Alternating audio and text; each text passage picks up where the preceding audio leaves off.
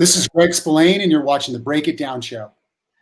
Yeah, we've got Greg Spillane on the show. Thanks to Jada for setting this up. It's always fun to work with all of the different PR type folks and agencies that are looking to try to expand the world of what we do. Greg is a voiceover talent. It's interesting that, like in the time of COVID and heck, riots everywhere, you've already built a life where you can do much of your work sitting at the house. Like I'm literally wearing pajama pants right now while I work. It's crazy to think that back in the olden days you would have to get up, get in your Hudson, drive down to Capitol Records and stand there for 8 hours and do takes. Those days are long gone, man. Oh man, that is so true. So there is another Greg Spillane that's a voiceover talent. I unfortunately, I have a horrible voice, and I have no talent when it comes to that. But a lot of other things I do. So yeah, me and that Greg Spillane, we fight over all the domains and the Twitter handles and those types of things. Well, my mistake. Yeah, okay, that's a little confusing. Well, that's all on me, man. Yeah, that's all on me. So, okay, so that makes a lot more sense now that I know that there are two of you doing this. I'm like, God damn, this guy's busy. Yeah, right. But you're totally right with the remote work right now. I think that this whole COVID thing has really proven that to a lot of people. My company, Fancy. So I'm the CEO of Fancy.com, and we've gone full remote. As a company, and it was a concern first. You all of a sudden have this distributed workforce. You have people working, from home. How is this going to work? And in a lot of ways, I don't think we've missed a beat, man. It's been really great. Okay, so I guess tell everybody what Fancy.com is. Yeah, absolutely. So I took over Fancy, CEO of the company. I was brought in by the investors in early 2019. Fancy's been around since 2010. Since 2010, about 12 million people have come to Fancy. And really what it is it's a marketplace to find the coolest and most interesting stuff in the world.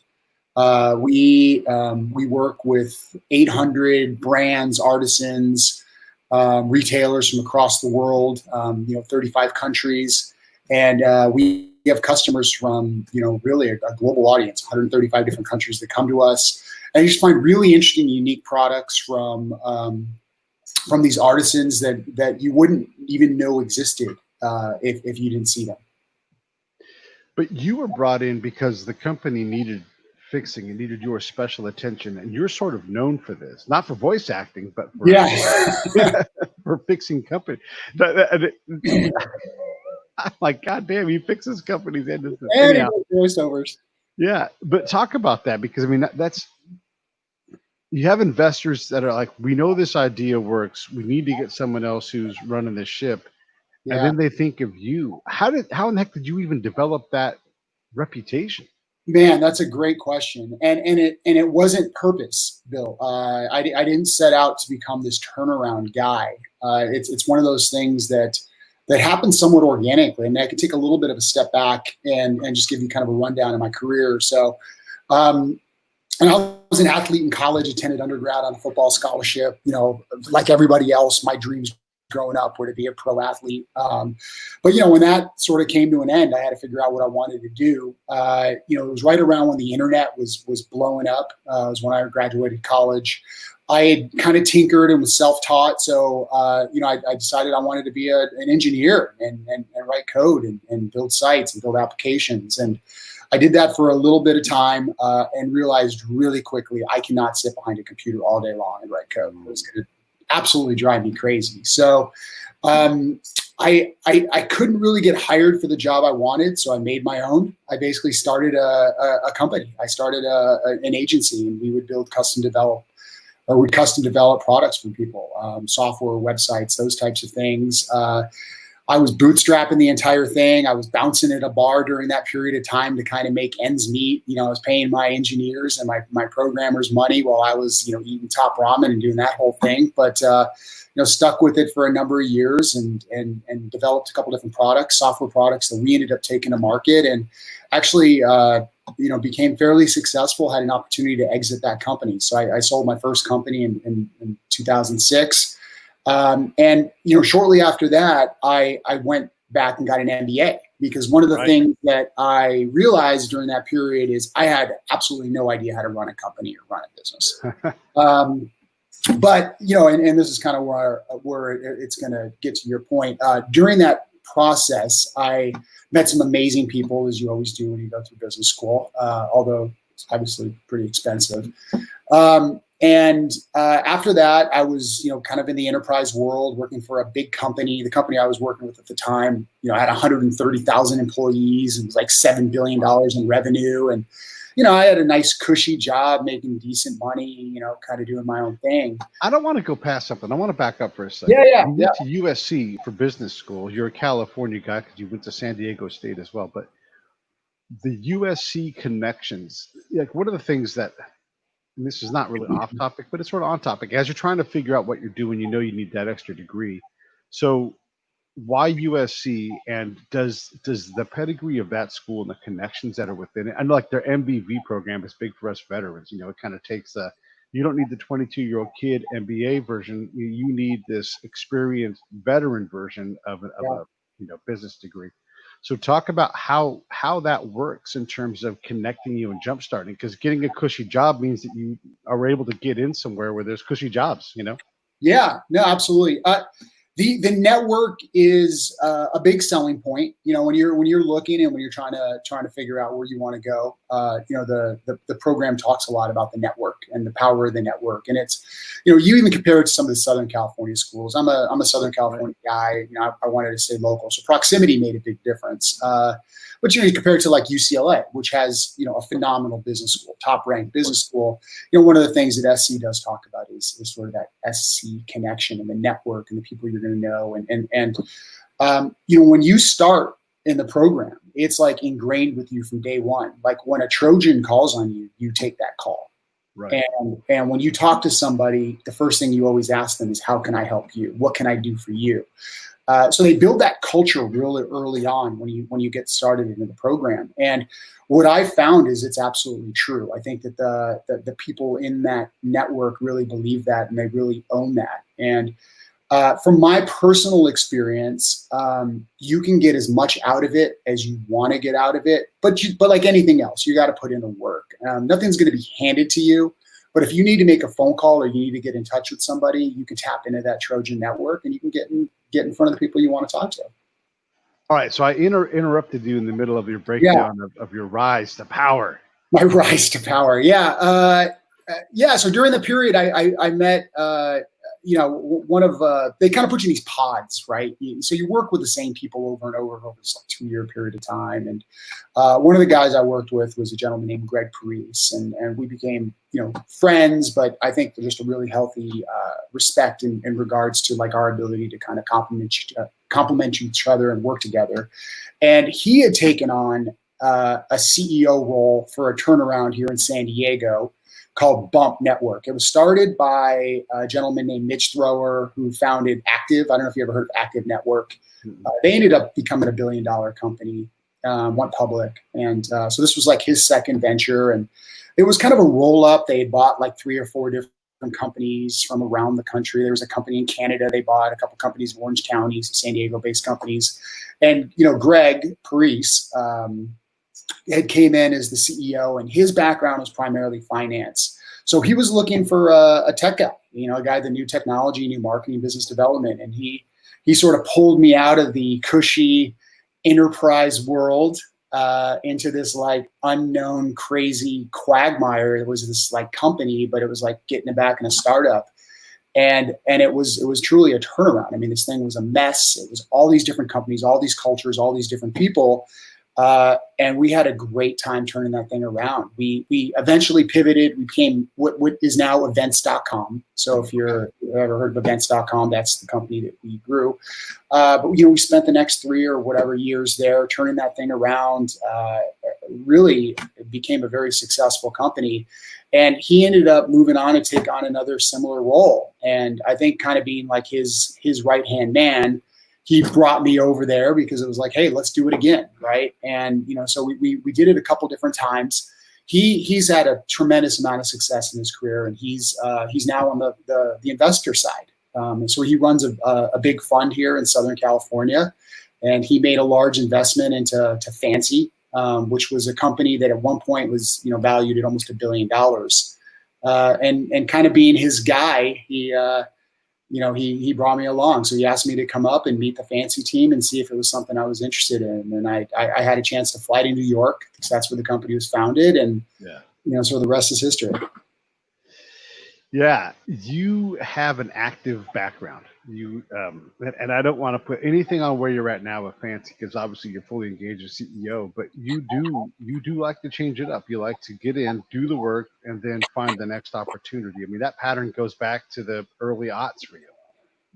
It's probably gotten me in a lot of trouble in my career. But I think without a doubt, it's allowed me to get to where I'm at right now, which is, the opportunity to run a cool company. Right. But I do have a tendency to get bored of the monotony. So it's something I always when I interview people, I always say to them, I'm like, hey, look, you're going to come to a startup. There's going to be unknowns. Like, you might miss a paycheck. Like, we might be, running out of money in our bank. Like, there is no playbook for you. You're not going to come in here. No one's going to tell you how to do your job. Like, you're creating your own playbook. But if you are the kind of person that wants to just be a cog in a wheel, then go get a job at IBM or a big corporation, and they'll do a great job of that. You'll get your job and you'll be told what to do, and you show up to work and you do it. But if you want to really put your thumbprint on a company and have the opportunity to build something, then come to a startup. And I think with me, and it manifests itself in different ways and different outlets. Like, I love to do art, play music. Like, I think there's a creative side of just my personality that likes this formation of the company, building the company, designing the company. But the problem with me is once the company's sort of there and it's just operational and it's just showing up and kind of doing it on a day in, day out basis, I can kind of tend to get bored, and then I want to go take on the new challenge. Would you say that you're an entrepreneur, or are you some other classification within that? Because the entrepreneur gets the idea, takes it from and bootstraps it, but you seem more you're more like a I don't know, the Hennessy. If I was to use a car building term, you take what's there and make it badass and improve it. Well, how would you classify yourself? Yeah, that's a great question. I think that's fair to say that. I think I get classified as an entrepreneur a lot because I'm always in these startup roles. But the truth of the matter is, other than the company I started in my 20s, I haven't necessarily been a founder. I've been brought in to take these companies, and I always it's kind of a movie. Have you ever seen Apollo 13? Sure, I love it. Sure. One of my favorite movies. It's amazing, right? And there's a scene in the movie where they don't have the right filter on this spaceship, and they're all they're starting to die, and it's they don't have enough oxygen to get back. And they bring in all the guys from NASA, and there's they dump a pile of parts on the desk, and they're somehow we need to make this piece fit into this hole, right?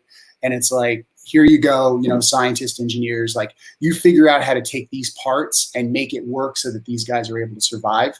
I always use that analogy of what it's like coming into these companies, because there's always assets. There's always amazing things there. They're just not quite hitting the mark as far as making it, a successful company. So it's my job to come in there and sort of take account of all the inventory, all the parts, all the different things we need to do. I know where we want to go to, and now it's getting the team to sort of align to build the parts and fit it into the whole so that the company is successful. There's a great book by Charles Murray, and I can't remember the co-author off the top of my head, but it's that story. It's the story of the Apollo program. And, if you will, the astronauts are the entrepreneurs. They get all of the press and everything. But, everybody, the guys down in the trench doing slide rules, and when they show the monitors on movies and stuff like Apollo 13, they're much more elaborate. It really was just monochrome and numbers. I know, it's great. And it's just straight data, and they were, computing everything. And then you have those guys in the back, the people that figured out how to make the engines not blow up, audacity, and this is what our job is, and we have to do it. It's a great example for what you do. It's fantastic because sometimes that whatever this part of the process is, and the process because you've done it enough times, but This one is fraught with errors, and you have to go through these errors, and it takes, say, 8 months Yeah. before you know you're going to have a reliable solution. I mean, that's how it was for those engines. They were just going to keep blowing them up Yeah. until they figured the right pattern and the answer out. So when you see a chasm like that, like, yep, it's going to be really hard. You're going to all want to tear each other's, and maybe not everybody's here at the end. Maybe they quit and you have to go somewhere else, but you will get through this. How do you handle those challenges? Because that's terrifying for people who are already in a startup, may not get paid next week because the money is moving differently. And you're like, and you have this impossible problem to solve. Yeah. Well, I've gotten better at it over time. So the one thing I can say is it wasn't truly innate for me. Okay. First couple times, I was brought into these different companies. The leadership aspect of it was something that I think I struggled a little bit with. And, after enough scars and kind of making some mistakes and banging my head in the wall, I sort of figured it out. Yeah. I'm an old athlete, right? Like I'm a team sports guy. I was a football player. I'm used to football coaches. And that was the type of leadership that worked for me, right? Like somebody coming to me and basically like chewing me out and telling me like, I got to do better. And if I want to win, I want to be successful. You got to work harder. You got to try harder because the stuff that you've done in the past is horseshit, right? Excuse my language. It was a little bit of who I was, right? And then, I'd come into these companies and I think I would take a similar type of approach. It's like, hey, look, we need to do these things and you're not doing these things and we're never going to win and our competition is going to eat us alive and we're not going to have jobs tomorrow. And if you want to be successful, like we got to, blah, blah, blah, blah, blah. And what I realized early on and after a couple battles is your team doesn't respond to that. And those types of things that you mentioned really do get in their mind. So what I've realized, and I think what we've done much better at Fancy and what I've done more recently in my career is, it's really, it's first of all, finding the right people. I mean, that's important. You have to have people that are excited by challenges. I mean, like yourself, right? You're an entrepreneur, right? Like you started, your career and built your career. Like those are the types of things that you want. You have goals and aspirations of who you want to be in your career. Like you need to have a team that has that. But then once you have that team in place, right, it's like setting a vision of where we're all going, getting buy-in on that vision, right? Like the team has to believe that this, we all are going to the same place. And then at that point, it's sort of just the respect for the person, and the respect for the person that person's has their own kind of individual goals that they need to achieve in mind. And kind of working with those people and, that the work they've done in the past, because a lot of these people are holdovers from a previous time, like respect the work that they've done in the past. And even if we're not doing the best thing and the company's not in the best position, those people have worked hard in the past and they have to feel like that their contributions that have occurred in the past are important and they're a big part of our future. And then, once you kind of get all those types of pieces together and you get the team rally behind you and they believe in you and they believe in your vision, then you just run it like any other business. Yeah, there's a lot of good things in there to really jump in and talk about. But the other day, myself, Pete Koch, who used to be an LA Raider, so like a high-end football player, and then a director named Mark Pellington, who's just a massive mountain of a man. His dad was an NFL player. And he was on his own NFL path until he blew out his knee before they could reliably fix knees. But he gets like the rough and tumble. He played lacrosse in college.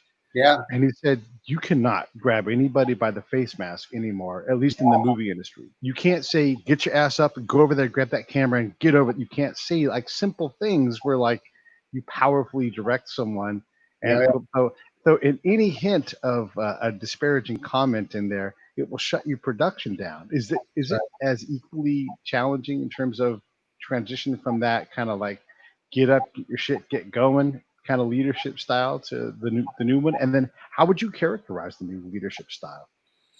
Oh man, yeah, I agree with him. And that's to the point. Like I think I early in my leadership career, I had a little bit of that want to grab you by the face mask kind of like approach to things. And I think there's still some people out there that resonates with, but it's not going to resonate with everybody. It's a good question. I don't think you can take leadership and sort of like apply one statement that's going to be applicable to all different types of people. I have seen, differences based on age. I mean, we talk about millennials and we talk about Gen Z and, all these different people. And I'm in a situation where my company, I have 22-year-olds that are in really critical role, but I have people that are in their 40s that are also in critical roles, right? And people all in between. And it is funny because you can see differences in what makes somebody, what resonates with one person versus what somebody else is. I think at the end of it, the one thing that I really just try to get done with people, and maybe this is where that grab the face mask thing doesn't resonate as well, is like just like a true deep respect for who that person is and try to understand who that person is and what they're looking for, and then shape sort of the direction that we're trying to take as a company. I mean, that's table stakes, right? Like we have to be successful as a company. Everybody on the team has to buy into the vision of like, we're here to create a successful commercial, endeavor, right? We have investors, we have people who have put really good money into this thing and that believe in us, that have invested in us, and their goal is a return. Everyone has to understand that. But once everybody kind of understands that and they understand the pieces or the things that need to get done, sort of the tactics and the strategy, then I think it's the individual respect of who is this person, what is important to them, what kind of resonates with them, and then you just kind of got to manage people individually like that. I find myself cheerleading a lot more than I used to. Okay. My nature isn't a cheerleader. My nature is like, come in, like you said, grab you by the face mask. Hey, look, we did some great things, but let me tell you all the things that we're not doing well enough, right? Like, and you think about like an NFL football team, right? Tom Brady, arguably the greatest quarterback that's ever lived. I guarantee you every Monday morning after a game, Bill Belichick would go in there and tell him 50 different things that he did wrong, right? And Tom Brady, that's his job. He's got to sit there and he's going to listen to it. He's not going to be like, hey, I'm the greatest ever. You can't tell me anything. What are you talking about? No, that doesn't work. Like coaches tell players what they're doing wrong, right? But I find now I'm more of a cheerleader. More of a, hey, great job, guys. We're doing some great things. Like people need to feel confident. They need to feel like that we're moving in the right direction. Their work is appreciated and those types of things. And I think more than anything, that's what I see in today's kind of work environment. As I've gotten older, I've learned to appreciate that most everybody's doing their best at any given moment. Even if their best is way below their best, but like right now, everybody's dealing with COVID and we've got riots going on. Your best is not like your peak best. It's like, this is what I've got today. Right. But as a leader, I mean, I have to imagine that like you have to keep that kind of a mindset and then get them to believe that like, hey, you are doing your best. Like, yeah, dig deeper, but at some point you just can't keep saying dig deeper or like you have to, they have to believe that they are doing their best. And so like I can when I was working overseas in combat zones, people would get freaked out because I was going to go take a nap, right? Because that would refresh my brain and my body. Yeah. And they would like say, oh, half day. And I'm like, hey, you know what? I promise you, there's going to be plenty of war when I come back. It's like not going to be over. Oh, you missed the end, Pete. Kissing the girls in the street. It doesn't happen that way. So, like I am working my heart out, but at some point, the best thing for me to do my best is to rest or to do whatever. So how do you help folks realize what their best is and then believe it? Yeah, it's a good question. It's funny you say that. A good friend of mine just took over as the CO of a squadron up at Pendleton. And, we were talking a little bit about this because, he likes to surf and, work-life balance and has a family and those types of things. And he, as he was taking over command, the previous commander said to him, he's like, hey, listen, man, it's really important that your troops, like your people, see you do things. Like you can't live in the office, 7 to 7 every single day. Like go surf during lunch, like get out, go work out. Like people need to understand that work-life balance is okay. I think that's true. I mean, I know personally, I try to support it as much as possible. I treat my employees like adults and I tell them that all the time. if somebody tells me they need to take time off, like I don't go, yes, you have permission, you can take leave. It's like, yeah, absolutely. If you need it, you need it. Like, I trust you that you know what your job is. We've talked about what the expectations are, and whether you do it, in 20 hours this week or 60 hours this week, or whether you take off Tuesday to go hang out with your family or take them to Disneyland, like, do what you got to do. At the end of the day, we all have a mission here as a company, and you know what your role is. And I expect, and I trust probably more than anything, that you're going to do that's necessary for us to be sort of successful as a company. So one of the things that I do, I thought it was going to be more of a profession, but it just hasn't worked out. But I'm Yeah. a bit of a cultural expert because of my time in combat zones, and I was a spy, so I would have to go out and build trust with the locals. I've learned a lot about culture, and on occasion, I get hired to come in and talk to you, primarily the CEO, like Yeah. company culture internally, that kind of thing. And one of the things that I've learned from doing this is that the culture you're trying to set up has to be discoverable. You can't do it yourself because when you show up, you're the CEO. But someone like me, I can go out and have conversations and I can say, hey, you want, family, work-life balance, and work hard on game day to be the thing, but I can't find that. And Yeah. so how do you, like, so I heard you say culture earlier. How do you test for culture and ensure that what you're getting is what you want, as opposed to, it's great when good things happen and you're like, yeah, it's even better than I imagined. But culture doesn't tolerate design, at least not Yeah. without a lot of hard work. No, that's a really good point. And it is something that I've struggled with a little bit, but coming into companies trying to design a culture is very difficult, because you're right. I think your point is culture happens a little bit more organically. You can plant some seeds and you can kind of try to shape culture, but you can't come in and dictate culture. Right. I think if you come in and dictate culture, you're probably not going to be successful.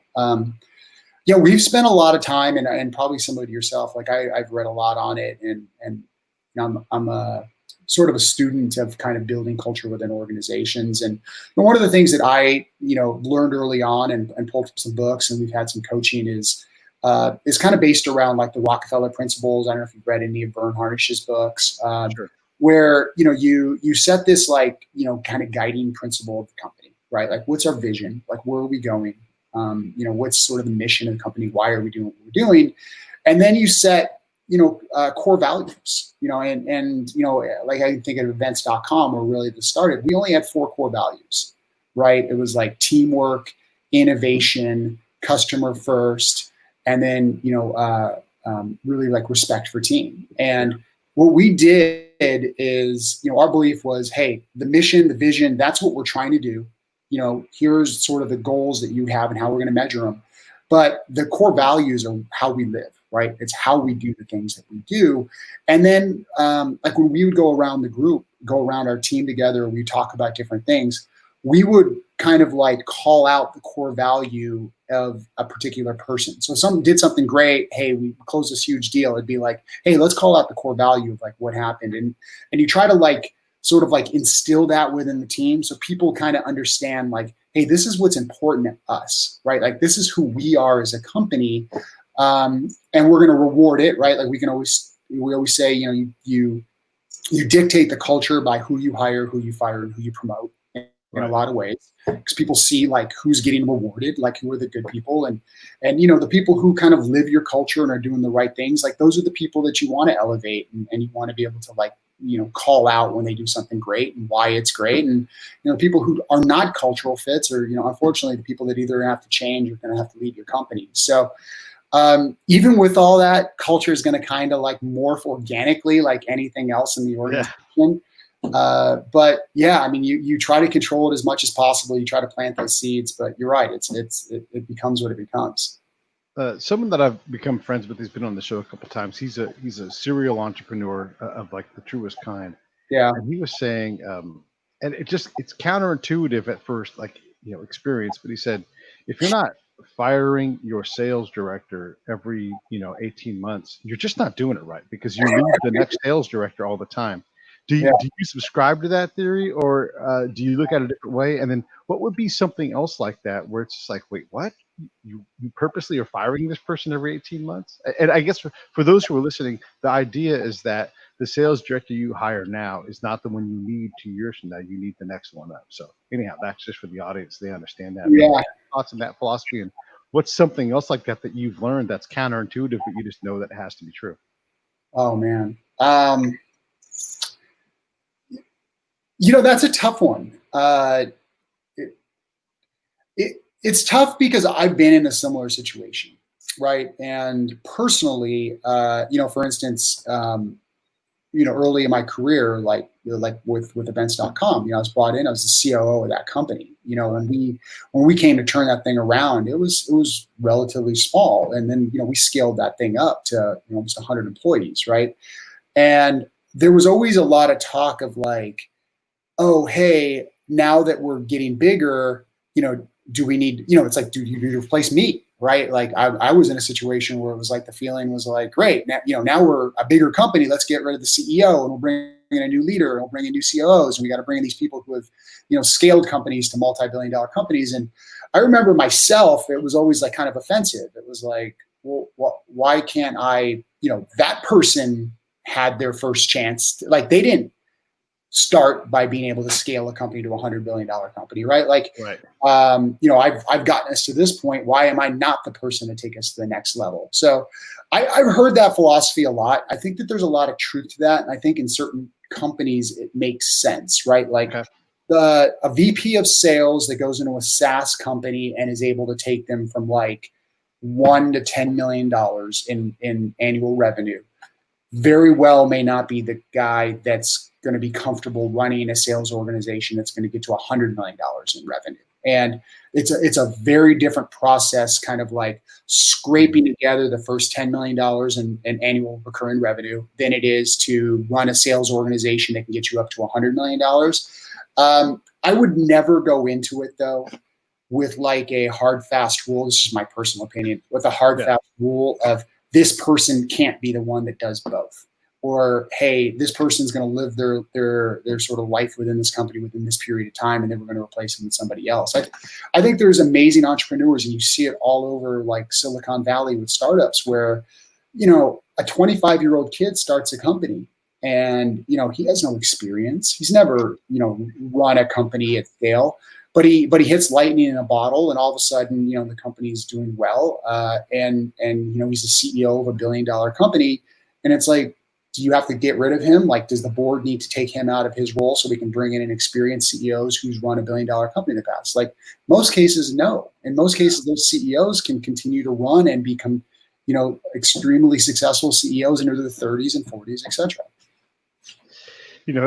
I've talked to a lot of those people along the way. I for a while was running a show called Popping the Bubble, and we talked to a lot of tech entrepreneurs. And it struck me that for as remarkable as those folks were, a lot of times they just were, clearly, obviously paper thin on experience, and they were just full of bad judgment. Like they just didn't have the experience and the wounds to get these things right. Like, for example, an open bar at work. Such a bad idea. Yeah. IBM learned that a long time ago. Like, you can't do that here. And not that you can't have drinks and social hours, that kind of thing, but just there are so many things where you're like, when you're 35, you're going to look back at this era of your life and go, I didn't know the first thing. Yeah, but they do have that magic of potentially finding that lightning. So what are your thoughts? Like, how do you look, you recognized it. You said, I need to go back and get some more school. How does someone who's captured lightning in a bottle understand that I need to go get this MBA? Yeah. I don't think everybody has to go back and get an MBA. For me, it was the right decision. I get asked that a lot, like, should I go back? Should I go back? And the one thing I always say to people first is when they ask me that is like, why would you go back? Right? Like, I want to understand the reasons. If you want to go back because you think it's going to help you get a better job, I would say probably not the best idea. Especially if you're a little bit later, a little bit older and later in your career, it's not something right out of college. Like, if you're, an 18-year-old and you're like, hey, I want to go work at Goldman Sachs, I'd be like, all right, well then here's your path. and you do this, and then you got to go to Harvard or you got to go to Stanford or Columbia, whatever it is, and get your MBA, and kind of know that from the beginning. But if you're in your mid-20s and you've kind of done a few things, you're like, I'm thinking about going back because I'm not happy, and they're not going to come recruit you. Like, that's not who those people are recruiting for. For me now, it taught me the rules of business. I think that's the best way I can say it is. It helped me understand the fundamentals of finance and accounting and sort of like, the underlying, marketing, how statistics is used. And like, I was a tech guy who kind of had some, I think natural creativity and understanding of like sort of marketing and sales. But like, I could never sit in a room with a VC and have a conversation, talk about the hurdle rate or a discount rate or any of those types of things. And that's what the MBA helped with me from that side. But to get more specific to your question, I think one of the things that's really cool about a lot of these entrepreneurs that are able to start successful companies, and I think it sort of depends on the scale of it. But if you went out there and you raised money and you really have caught lightning in a bottle, there's a really good chance you have some great investors around you, and you can build a board, you can build an advisory group. Your investors are typically, people who are very experienced and, have a portfolio of companies of experience that they've been able to pull from. And if you can kind of get these people around you, they can help you, number one, make some strategic hires to bring some maybe, adult supervision, quote unquote, around you. And then, secondly, they can help, guide you through some of these really difficult decisions. And like stuff like understanding how to read a balance sheet or build a financial model, like that stuff can be taught, and if you're a smart enough guy to develop a new widget that kind of, catches lightning in a bottle and whatever it is, and you're sort of blowing up and growing, like you obviously got a little bit of natural talent and sort of the fundamental technical aspect of it, like you can learn over time. But I think, specifically to answer your question, it's surround yourself with good people, man. Have some advisors, have some people around you that you can trust, that kind of understand your company, that are sort of got skin in the game for you, whether they're investors or people that stock in the company, and listen to those people. And I think you can become successful that way. And that's a great answer, because I could ask 100 different people and get 100 different answers, but that's sort of the point, right? It's like, and I don't want to disparage young entrepreneurs who start incredible companies, because, I think it's fantastic. And then there are the pieces like another thing I learned along the way was that you never bet against software engineers, because they solve tiny little problems and then sell that company to whatever company it is, and that problem is solved, and then they go and they solve another problem. And that in and of itself is remarkable, just to make tiny bridges all the time with software. It's mind-blowing, the things that they realize, like how to sell. This is one of the ones, this is remarkable to me. They were gathering data on how you attack with your mouse and then measuring dwell time on a certain target and extrapolating from that, like buying patterns. If you give that to like Amazon, oh my God, and Amazon will give you, $5 million for that, because they'll recoup that, not in an instant, but, just because they want that predictive ability and they want to stay ahead of the market. And that's just the tiniest little thing ever, Yeah, man. The software engineers today, I mean, you go out to the Valley, Silicon Valley, and the brain power that's out there is unbelievable. I've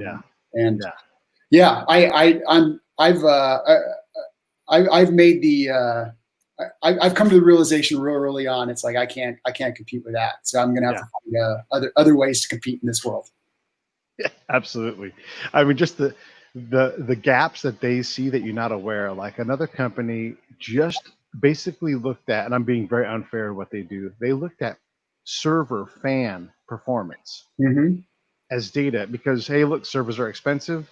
Sure. They're not running well. You want to catch it ahead. It's like, oh my God. And for a large company like Amazon or whatever, who's got a bazillion pieces of data flying around, to know that your fans are performing properly. Who would ever think of that? Like, right. But you solve something like that, and you go to a company like Amazon with all these server farms, and you're saying like, hey, listen, you're performing at this percentage. my software or my product is going to reduce that by 28% or improve it by 20%, and right. we just quantify that for you really quick. That costs you $28 million a year.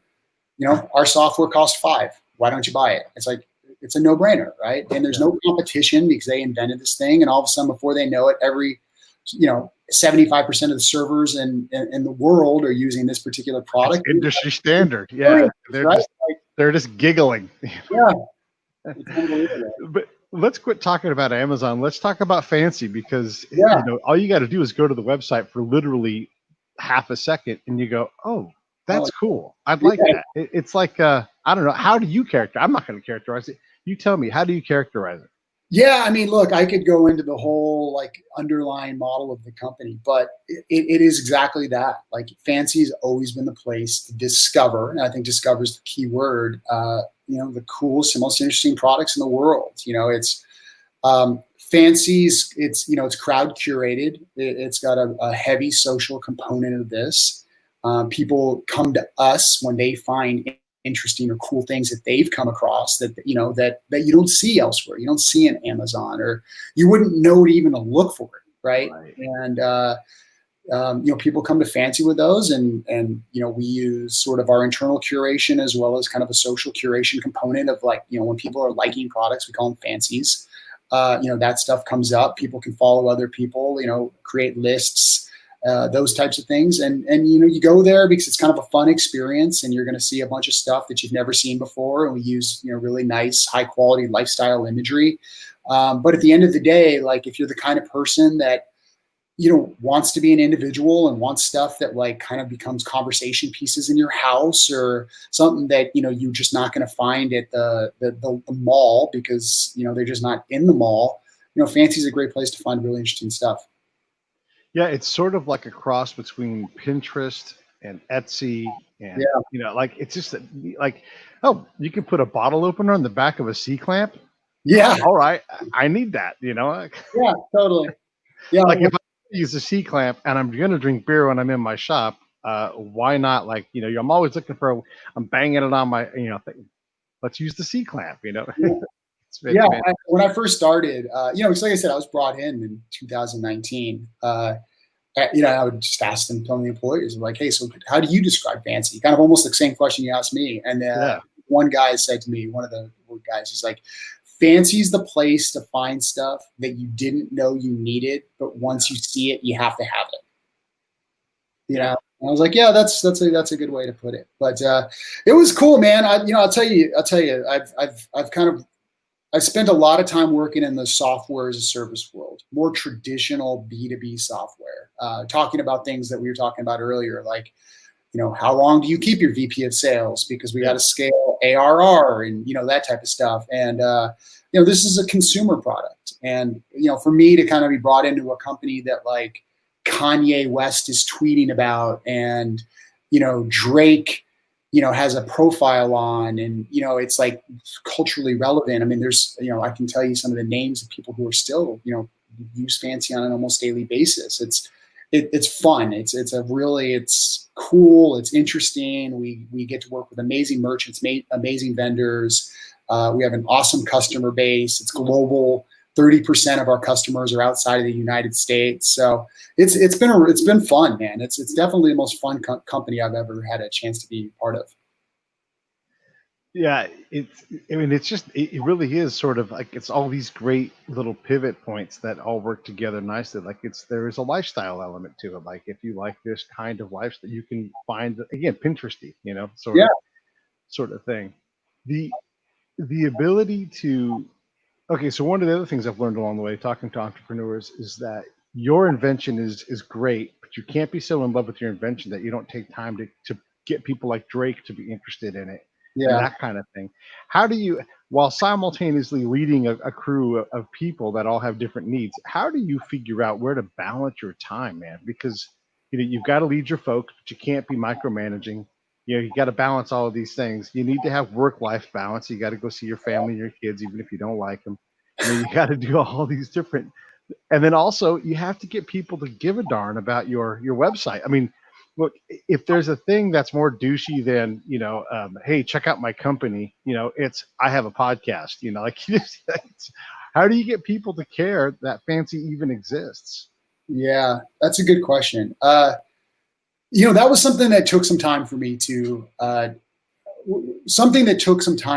kind of develop as a leader. And I had a great advisor tell me this, because I do like to get into the weeds. That's just my nature. I enjoy the technology of things. I enjoy the marketing of things, the branding of things. Like I want to sit in product meetings where we're going to talk about the next cool feature that Fancy's going to build. But what a great advisor told me, he's like, hey, listen, man, he's like, I know that's what you want. And, from your like COO career, kind of being more of an operator product person, but like your job as a CEO is not that.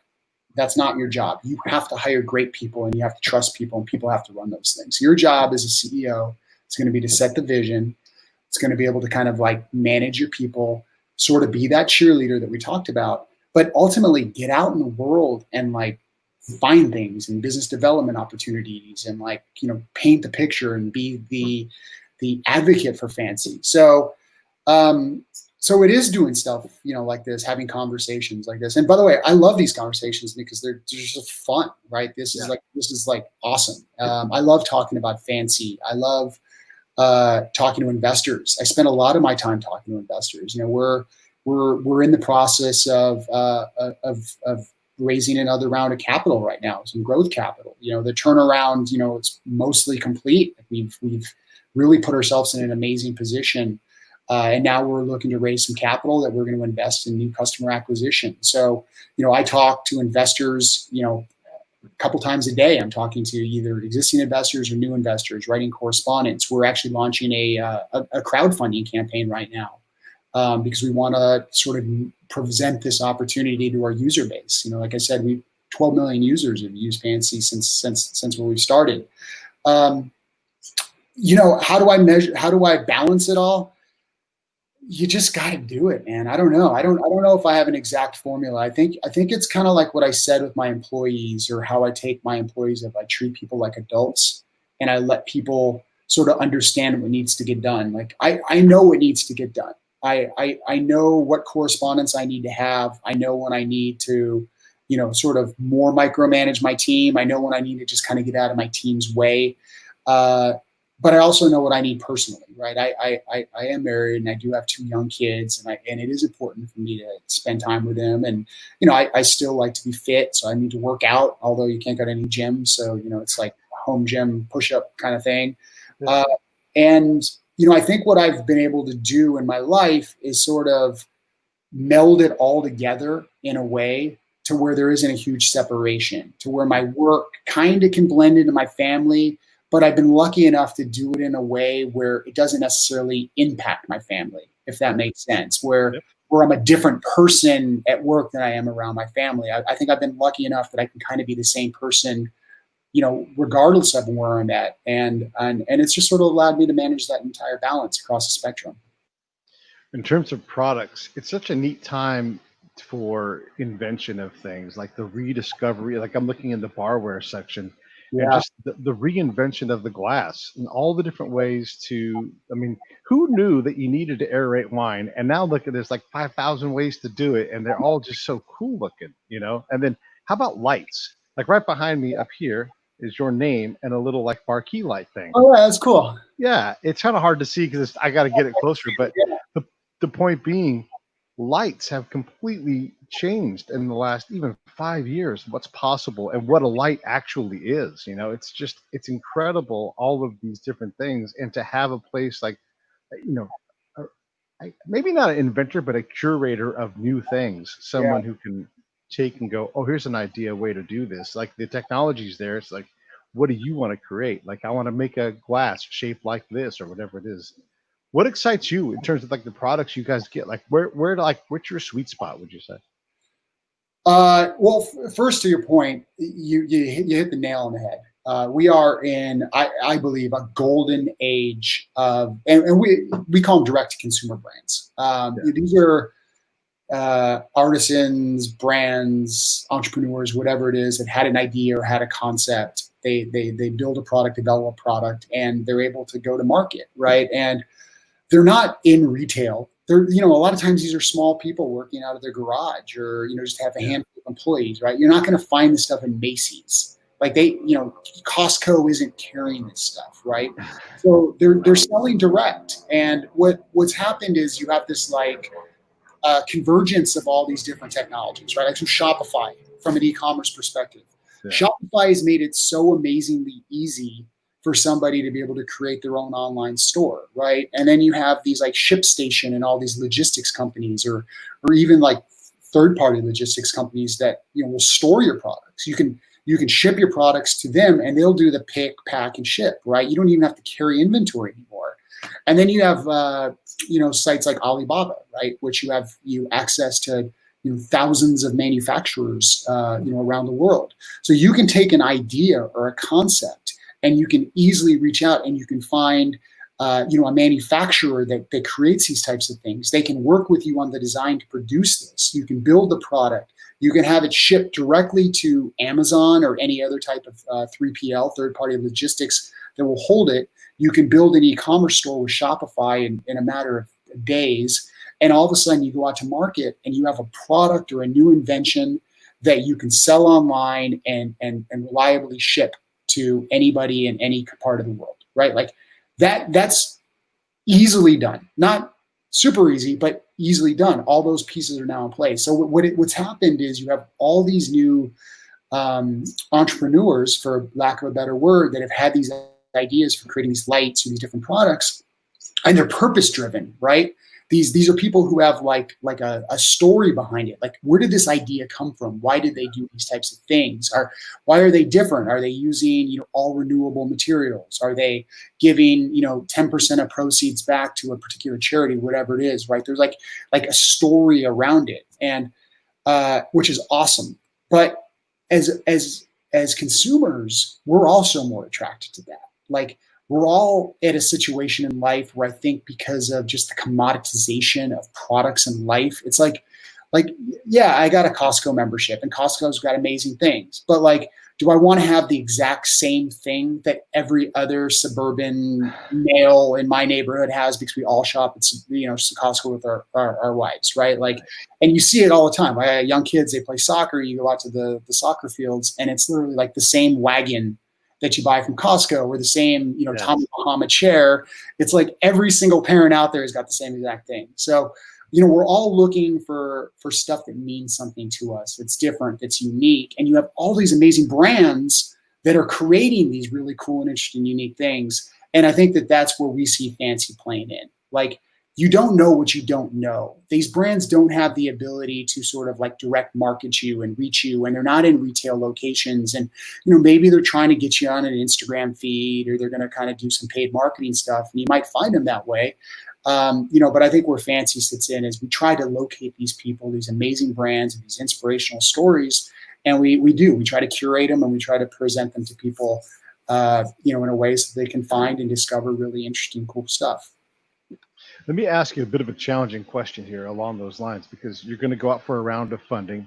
Yeah. And that means that you're going to, in effect, pimp everybody else's, audience, their customers. And you're going to say, we've got all these customers on this site and all these creators. But ultimately, at some point, you guys have to be good at breaking brands. Like, this person started here and they sell the most shoes ever, or whatever that's going to be.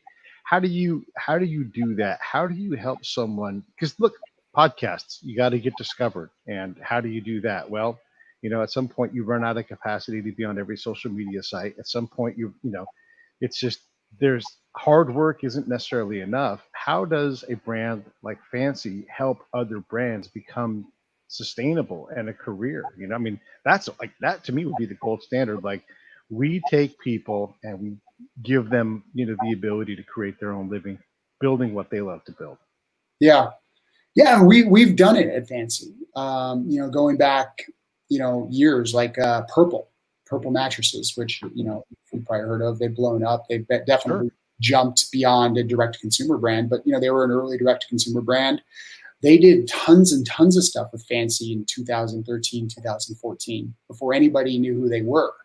And we have a long list of direct to consumer brands that are sort of like household names now that we've all heard of, that have either been acquired or that are now just big enough that they don't necessarily need to rely on working with third party marketplaces that started selling on Fancy during those periods of time. Now, their success isn't all because of Fancy. I mean, we're a channel, right? I'm sure Right. you have certain channels that you've used that you're like, yeah, this has been successful. This has helped me, grow my audience. But it's not a end all be all, right? There's other things that you're doing, and there's other things that these brands Sure. are doing. But yeah, I mean, I think that's where we see ourselves, right? We're a channel for them to reach an audience. A lot of brands that have started on us have grown and become extremely big. I mean, bigger than we are, quite frankly.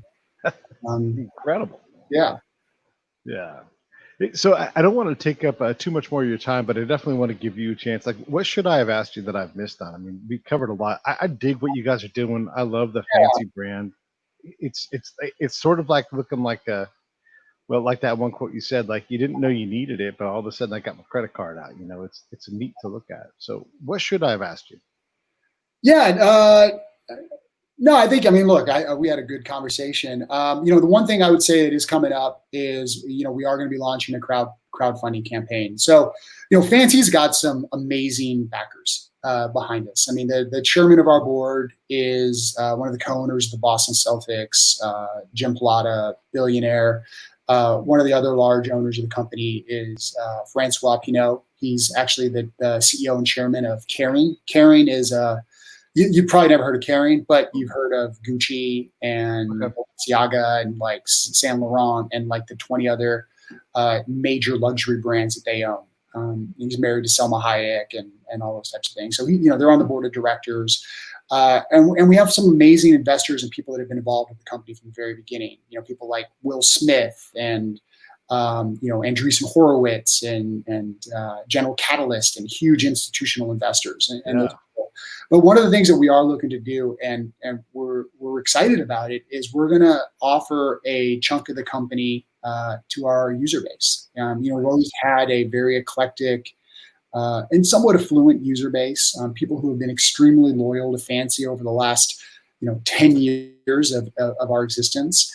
And we kind of want to give them an opportunity to take part in this and have ownership in us and share in the hopeful future success of this company. So we're going to be raising it's about $1 million it's a portion of it. Our board has actually committed already to match any dollar that comes in through our crowdfunding 1-to-1. So we'll be raising another $1 million from our board. But we're going to use that primarily for growth. We want to continue to tell the Fancy story. We want to introduce us to more users that are looking to find awesome and cool and interesting new products. So we'll be launching that soon. And if anybody's interested in that, kind of keep watching it. We're gonna do that through WeFunder. And obviously people can reach out to me directly at any time, LinkedIn, or my email is greg@fancy.com.